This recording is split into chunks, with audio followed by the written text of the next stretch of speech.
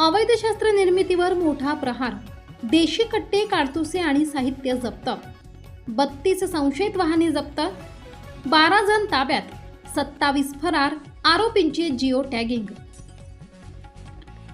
आंतरराज्यीय गुन्हेगारीवर मोठा प्रहार करत जळगाव, नाशिक आणि धुळे पोलिसांनी मध्य प्रदेशातील बडवानी जिल्ह्यातील उमरटी गावात संयुक्त ऑपरेशन कोम्बिंग राबवले.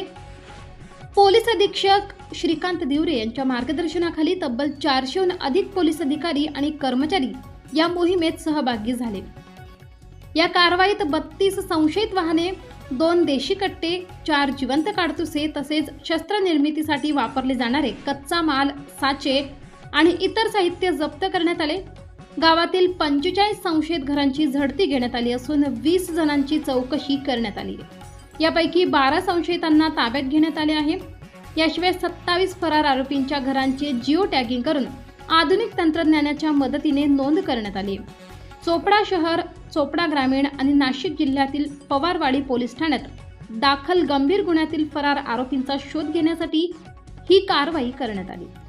आंतरराज्यीय अवैध शस्त्र निर्मिती आणि तस्करी विरोधातील ही मोहीम महत्त्वाची मानली जात असून भविष्यात अशा कारवाया आणखी तीव्र करण्याचे संकेत पोलिसांनी दिले आहेत. S9 TV न्यूजसाठी जळगाव जिल्हा प्रतिनिधी विलास सावकारे, जळगाव. आपल्या चॅनलला नक्की सबस्क्राइब करा, बेल आयकॉन दाबायला विसरू नका.